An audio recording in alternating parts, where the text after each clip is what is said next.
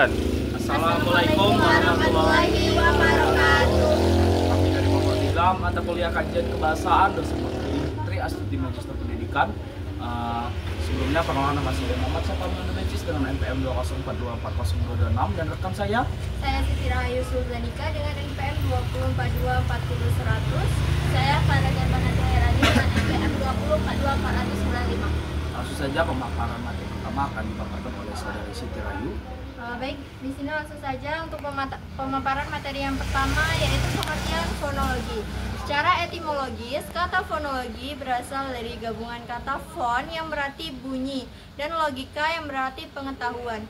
Dengan demikian, fonologi dapat diartikan sebagai pengetahuan atau ilmu mengenai bunyi. Fonologi adalah bagian dari ilmu bahasa yang mempelajari tentang suara.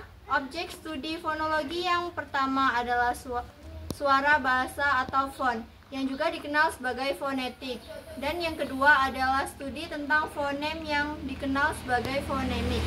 Berdasarkan Kamus Besar Bahasa Indonesia, fonologi memiliki arti ilmu yang mempelajari tentang bunyi suara, khususnya terikat dengan sejarah serta teori bunyi, perubahan bunyi. Menurut KR 2015 halaman 5 juga menekankan bahwa dalam mempelajari fonologi, objek studinya adalah bunyi bahasa sebagai satuan terkecil dari ucapan bersama dengan kombinasi bunyi yang menghasilkan suku kata serta unsur suprasegmental seperti tekanan, nada, hentian, dan durasi.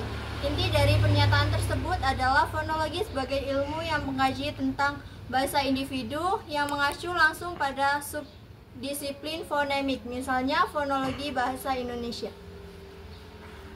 Pemaparan materi selanjutnya akan dipaparkan oleh saudari Para. Baiklah, di sini saya akan melanjutkan materi dari saudari Siti Rahayu. Fonologi dibagi menjadi dua bidang utama, yaitu yang pertama fonetik dan fonem. Fonetik mempelajari bagaimana bunyi-bunyi yang dihasilkan dan diucapkan, dan fonologi mempelajari bagaimana bunyi-bunyi tersebut digunakan untuk membedakan kata-kata dan kalimat.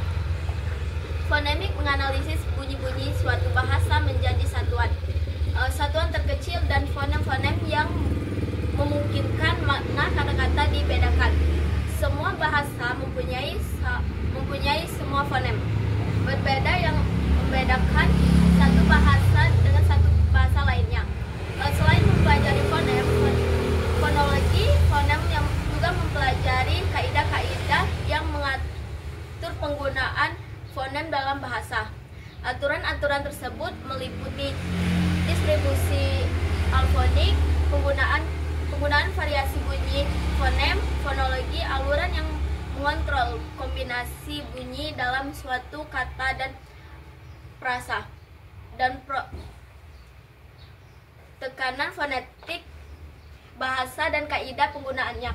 Fonologi fonetik membawa pada pemahaman yang lebih mendalam tentang bahasa dan penggunaannya dalam komunikasi.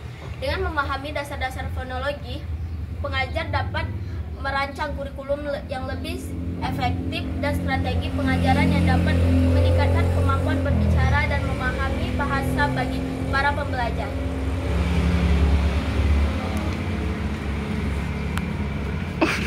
Stop dulu.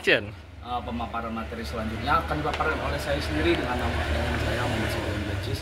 Materi saya adalah subdisiplin kajian fonologi.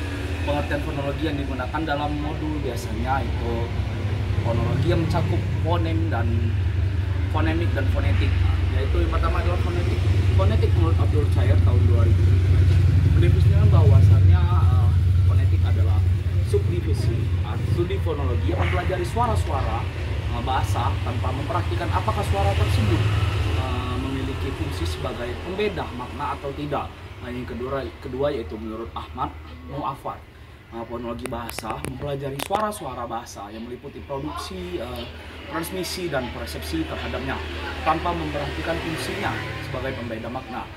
Saya membagi urutan proses terjadinya suara bahasa itu jadi 3 jenis fonetik, yaitu fonetik pertama fonetik artikulatoris, dikenal sebagai fonetik organik atau fonetik fisik, mempelajari bagaimana mekanisme alat bicara manusia bekerja dan dalam menghasilkan suara bahasa, dan bagaimana suara-suara itu diklasifikasikan. Yang kedua adalah fonetik akustik, mempelajari suara bahasa sebagai peristiwa fisik atau fenomen alam. Fokusnya adalah suara bahasa saat menyebar di udara, termasuk mengenai gelombang suara yang beserta frekuensi dan kecepatannya saat menyebar di udara, spektrum tekanan dan intensitas suara. Yang ketiga, yang terakhir yaitu fonetik auditoris, belajar bagaimana pendengaran, bagaimana suara-suara bahasa tersebut diterima oleh pendengaran kita, oleh pendengaran manusia, sehingga suara-suara tersebut terdengar dan bisa dimengerti. Dalam hal ini tentu saja bahasa dibahas tentang struktur dan fungsi organ pendengaran, yaitu sebagai disebut pendengaran bekerja. Selanjutnya yang kedua yaitu adalah fonemik. Fonemik mempelajari subdisiplin fonologi yang bunyi-bunyi tersebut berfungsi sebagai maknanya. Proses fonemik juga terlibat dalam membentukan. Proses fonemik ini dikatakan berkaitan dengan aspek morfologi. Menurut Marsono 2019, proses fonemik ditambah, diberi tanggal dan diganti karena penggunaan kata tersebut dalam suatu bahasa. Proses fonemik terdiri dari fruktus bebas, protesis, evidensis, paragorge, aperesis, sinkop,